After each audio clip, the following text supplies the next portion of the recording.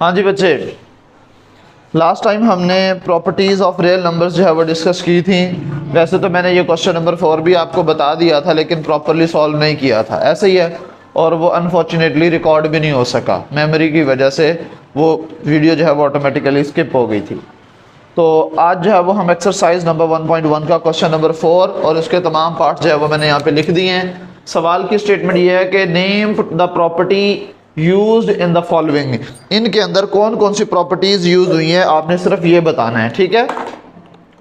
अब सबसे पहले हमारे पास ये लास्ट टाइम हमने सारी प्रॉपर्टीज पढ़ी थी। अब a+4+b यानी कि a+4 को पहले ऐड करना है, बाद में जो है वो आपने इसके अंदर b ऐड करना है जो कि इक्वल होगा a+4+b। तो मैंने क्या कहा था कि अगर तीन नंबर्स को डिफरेंट ऑर्डर में आप ऐड करें तो इसके अंदर कौन सी प्रॉपर्टी यूज होती है? Associative property with respect to addition. तो इसके अंदर कौन सी प्रॉपर्टी यूज हो रही है जी? Associative property with respect to WRT with respect to addition मैंने लिख दिया प्लस, ठीक है। इसके अंदर एसोसिएटिव प्रॉपर्टी इस्तेमाल हुई है विद रिस्पेक्ट टू एडिशन, ठीक है। दूसरे के अंदर हमारे पास देखिए दो वैल्यूज दी हुई हैं, √2 plus √3।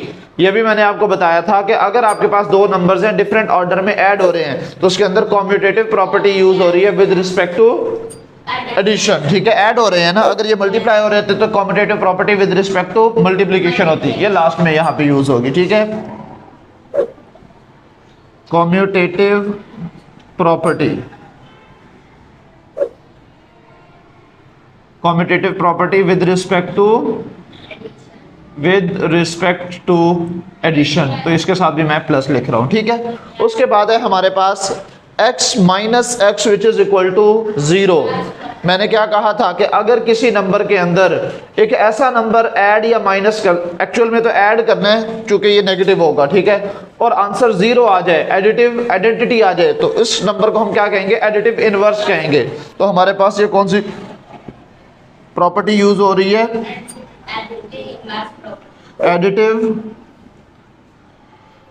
Additive inverse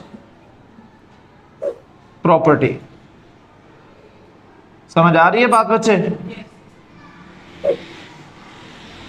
additive inverse property, ठीक है। उसके बाद है हमारे पास a into B plus C which is equal to a into B plus a into C. ये जो a है वो मल्टीप्लाई हो रहा है इसके साथ, ठीक है, और ये किस साइड से मल्टीप्लाई हो रहा है? लेफ्ट साइड से।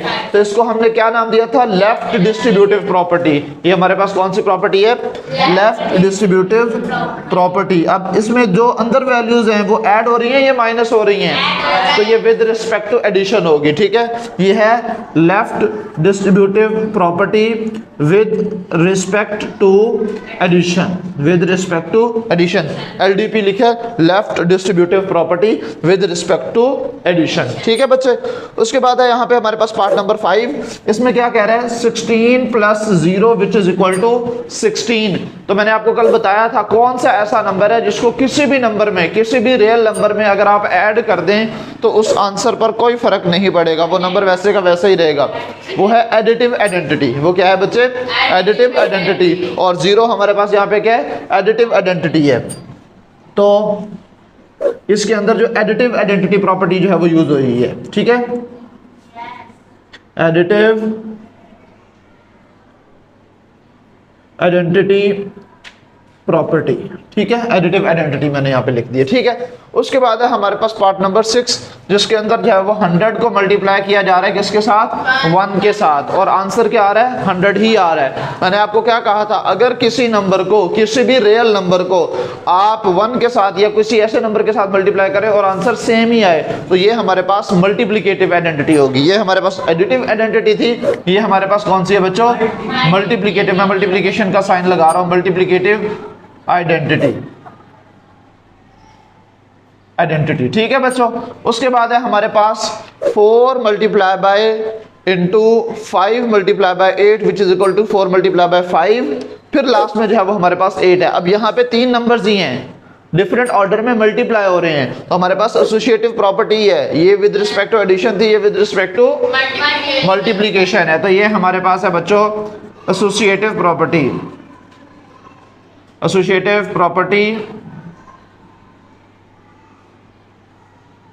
Property with respect to multiplication. ठीक है बच्चे, लास्ट में हमारे पास जो है वो दो नंबर्स मल्टीप्लाई हो रहे हैं लेकिन ऑर्डर डिफरेंट है, a मल्टीप्लाई बाय b और b मल्टीप्लाई बाय a, और इक्वल भी हैं। तो इस प्रॉपर्टी को कल मैंने क्या बताया था आपको कि ये हमारे पास होती है बच्चे competitive property with respect to multiplication. ये हमारे पास थी competitive property with respect to addition, क्योंकि वैल्यूज ऐड हो रही थी डिफरेंट ऑर्डर में, यहाँ पे वैल्यूज मल्टीप्लाई हो रही हैं, तो ये है हमारे पास competitive property with respect to multiplication. ठीक है बच्चे, यहां तक बात क्लियर हो गई है। तो नेक्स्ट जो क्वेश्चन है क्वेश्चन नंबर 5, उसके अंदर भी हमने प्रॉपर्टीज बतानी है, लेकिन उन प्रॉपर्टीज को बताने से पहले आपके पास प्रॉपर्टीज का नॉलेज तो होना जरूरी है कि ये हमारे पास इनइक्वालिटी की या फिर जो है वो इक्वालिटी की प्रॉपर्टीज होती क्या है। तो आप पेज नंबर निकाल लो बच्चे 8, आपकी टेक्स्ट बुक के अंदर पेज नंबर 8 जो है वो दिया हुआ है और लिखा हुआ है properties of equality of real numbers. ठीक है, रियल नंबर्स की इक्वालिटी की प्रॉपर्टीज जो है वो आपको दी हुई हैं। पहली प्रॉपर्टी का नाम क्या लिखा हुआ है, रिफ्लेक्सिव प्रॉपर्टी, और अगर आप बुक के अंदर देखें उसने क्या कहा है, for all A belongs to set of real number A is equal to A. तमाम रियल नंबर्स के अंदर हर एक नंबर अपने आप के बराबर होता है, 2 2 के इक्वल होगा। मैं आपसे पूछूं 2 किसके बराबर हो सकता है, 2 किसी और नंबर के बराबर हो सकता है, 2 हमेशा 2 के ही इक्वल होगा। मैं आपसे पूछूं 5 किसके इक्वल होता है, तो 5 के ही इक्वल हो सकता है। मैं पूछूं आपसे -3 किसके इक्वल होता है, तो -3 के ही इक्वल होगा। तो रिफ्लेक्सिव प्रॉपर्टी हमारे पास क्या कहती है, for all A belongs to set of real numbers A is equal to A. तमाम रियल नंबर्स में से कोई भी एक रियल नंबर ले लिया जाए, वो सिर्फ अपने आप के ही बराबर हो सकता है, किसी और के बराबर नहीं हो सकता। बात समझ में आई है। For all A belongs to set of real numbers, set of real number में से कोई भी नंबर जो है वो आप ले लें, वो नंबर सिर्फ अपने आप के बराबर होगा, किसी और के बराबर नहीं होगा। समझ आइए बात बच्चे। दूसरी है symmetric property, for all A B belongs to set of real number A is equal to B, तो बी भी इक्वल होगा ए के। अगर मैं ये कहूं कि मेरी उम्र जो है शाहनवाज की उम्र के बराबर है, तो शाहनवाज भी तो कह सकता है ना कि सर मेरी उम्र भी आपकी उम्र के बराबर है, ऐसे ही है ना। अगर एक चीज दूसरी के इक्वल है तो डेफिनेटली दूसरी पहले के भी तो इक्वल होगी ना। For all A B, for all A comma B belongs to set of real numbers, A जो है वो बी के इक्वल है, तो इट इम्प्लाइज दैट अगर ये ऐसा है तो ये भी ऐसा ही होगा। यानी कि अगर ए बी के इक्वल है तो बी भी किसके इक्वल होगा, ए के इक्वल होगा। ठीक है, अगर मैं कहूँ जी एक बच्चे के पास जो पैसे हैं दूसरे बच्चे के पास जो पैसे हैं उसके बराबर हैं, तो दूसरा बच्चा भी तो कह सकता है कि मेरे पैसे भी आपके बराबर हैं। समझ आ रही है ना। अगर एक बच्चा कहे कि मेरा कद जो है ना वो दूसरे बच्चे के बराबर है, तो दूसरा भी तो कह सकता है कि मेरा कद भी तो आपके बराबर है। समझ आ रही है। If A is equal to B it means B is equal to A also. ठीक है बच्चे, अगर ए बी के इक्वल है तो बी भी ए के इक्वल होगा। नंबर 3 बच्चे, transitive property, for all A B C belongs to set of real numbers A is equal to B और B is equal to C, it implies that A is equal to C. अब यहाँ पे देखो 3 numbers जो है वो हमें दिए हैं, for all A B C belongs to set of real numbers, for all A B C belongs to set of real number.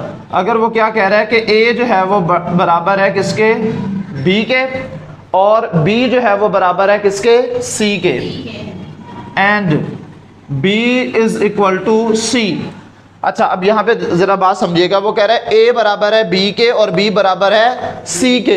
इसको हम ये भी तो कह सकते हैं, it implies that A is equal to C. मिसाल देता हूँ बेटे आपको, मैं ये कहूँ मेरी उम्र जो है वो शाहनवाज की उम्र के बराबर है और शाहनवाज की उम्र जो है वो किसी और बच्चे की उम्र के बराबर है, तो अगर मैं शाहनवाज को दरमियान से निकाल दूँ तो मैं ये भी तो कह सकता हूँ मेरी उम्र उस बच्चे की उम्र के बराबर है, कहा जा सकता है ना। अगर ये कहा जाए कि एक नंबर जो है वो ए बी के इक्वल है और जो वही नंबर बी है वो सी के भी इक्वल है, तो एक्चुअल में ए और सी भी तो आपस में इक्वल ही हुए ना, दरमियान वाले को अगर स्किप भी कर दिया जाए। नहीं समझ में आई। मिसाल के तौर पर ये 3 बच्चे हैं जी, आपका नाम सिद्रा, आपका नाम क्या नाम है बच्चे, जैनब और सबा। सब सिद्रा की उम्र जो है वो जैनब की उम्र के बराबर है और जैनब की उम्र जो है वो सबा की उम्र के बराबर है। तो अगर जैनब को दरमियान से निकाल दिया जाए तो सिद्रा भी तो कह सकती है कि मेरी उम्र सबा की उम्र के बराबर है। तो ये दरमियान वाला नंबर ये बता रहा है, अगर पहला दूसरे के इक्वल है, दूसरा तीसरे के इक्वल है, इसका मतलब है तीनों नंबर्स आपस में बराबर हुए। अगर एक को स्किप भी कर दिया जाए तो पहला और दूसरा तीसरा भी तो बराबर होगा ना। समझ आ गई? जब तीनों ही बराबर हैं तो इसका मतलब फर्स्ट सेकंड के इक्वल है, सेकंड थर्ड के इक्वल है, तो फर्स्ट लास्ट के भी तो इक्वल ही होगा ना। अब बात समझ में आई है? इसको हम कहते हैं ट्रांजिटिव प्रॉपर्टी। ठीक है, उसके बाद है बच्चे हमारे पास additive property. If for all a b c belongs to set of real number, a is equal to b, it implies that a plus c is equal to b plus c. For all, इधर देखिएगा बच्चों, for all a b c belongs to set of real number, अगर 3 numbers हैं हमारे पास set of real numbers में से और condition ये है कि a जो है वो b के इक्वल है, इट इम्प्लाइज दैट, अगर मैं दोनों तरफ सी सी ऐड कर दूं तो क्या फिर आंसर चेंज हो जाएगा? बिल्कुल भी नहीं।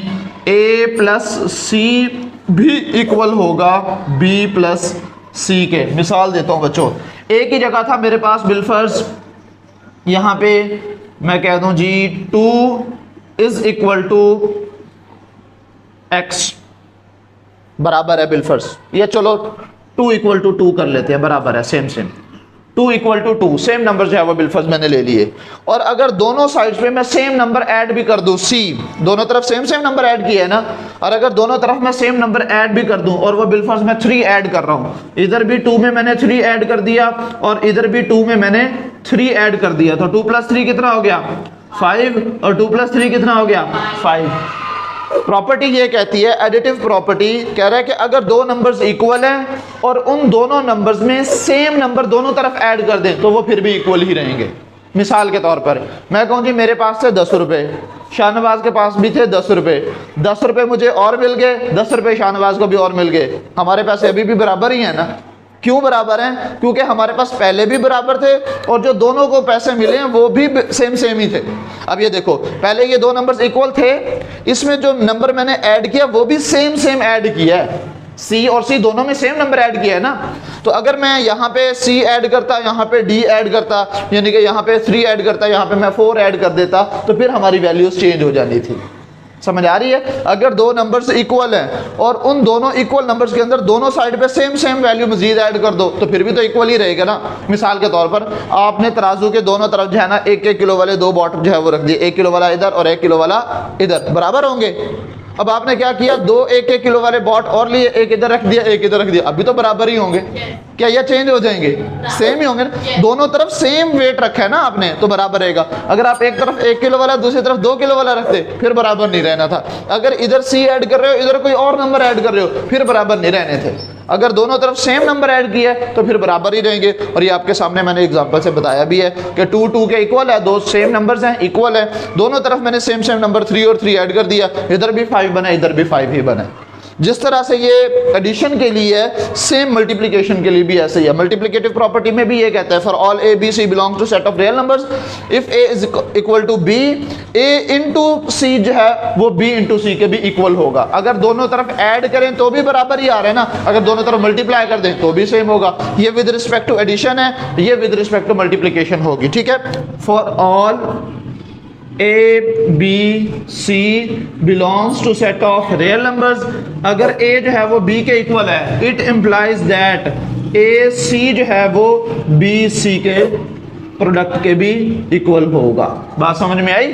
अगर दोनों तरफ सेम नंबर मल्टीप्लाई कर दिया जाए या दोनों तरफ सेम नंबर ऐड कर दिया जाए तो भी आंसर क्या रहेगा? सेम ही रहेगा। There will be no changing. ठीक है बच्चे, बात समझ में आ गई है? इसको हम कहते हैं multiplicative property with respect to multiplicative property. ठीक है, उसके बाद है हमारे पास cancellation property with respect to addition. Cancellation property with respect to addition, for all a b c belongs to set of real numbers, a plus c is equal to b plus c, तो हमारे पास जो है वो it implies that a equal to b हो जाएगा। ये reverse है, बिल्कुल इसी का रिवर्स किया हुआ है। इधर देखिएगा बेटे, cancellation property, for all A B C belongs to set of real numbers, A जो है वो बी के ए प्लस सी इक्वल है बी प्लस सी के, इट इंप्लाइज दैट ए जो है वो इक्वल होगा बी के। कहां से कैसे, इधर देखो बच्चे,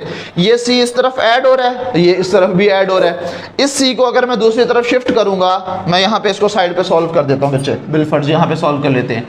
ए plus C which is equal to B plus C था, अगर ए इधर ही रहने दूं, बी प्लस सी वैसे का वैसे इस सी को उधर शिफ्ट करूं, माइनस सी हो जाएगा और ये दोनों प्लस सी माइनस सी कैंसिल आउट हो जाएंगे, तो ए जो है वो किसके इक्वल आ गया, बी के। इसका मतलब है अगर दोनों तरफ सेम नंबर ऐड हो रहे हों तो वो कैंसिल आउट हो सकते हैं, इसीलिए इसको क्या नाम दिया गया, कैंसिलेशन प्रॉपर्टी। ठीक है, और ये देख लो, ये सी इधर भी ऐड हो रहा था, यही सी इधर भी ऐड हो रहा था, एक साइड से उठा के दूसरी साइड पे शिफ्ट करेंगे तो माइनस हो जाएगा और दोनों सेम सेम नंबर्स कट जाएंगे, सिर्फ ए और बी ही बच जाएगा। बात समझ में आई है।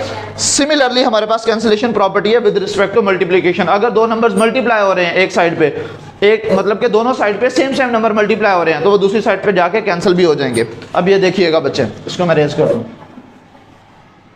ये देखिएगा बिल फर्स्ट हमारे पास है for all A B C belongs to set of real numbers, अगर a मल्टीप्लाई c इक्वल है b मल्टीप्लाई बाय c के, तो इट इम्प्लाइज दैट a जो है वो किसके इक्वल होगा, b के इक्वल होगा। कैसे, थोड़ा सा मैं इसका प्रूफ करवा देता हूँ। इधर देखिएगा, a multiply by c is equal to b multiply by c, ये जो c मल्टीप्लाई है उधर जाके डिवाइड हो जाएगा, a is equal to b multiply by c divided by c हो जाएगा, और ये देखो c के साथ कट गया, क्या बच गया, a is equal to b।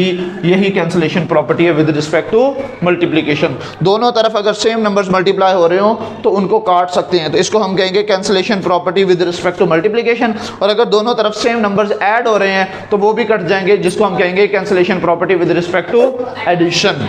With respect to addition. बात समझ में आई है बच्चे, ठीक है।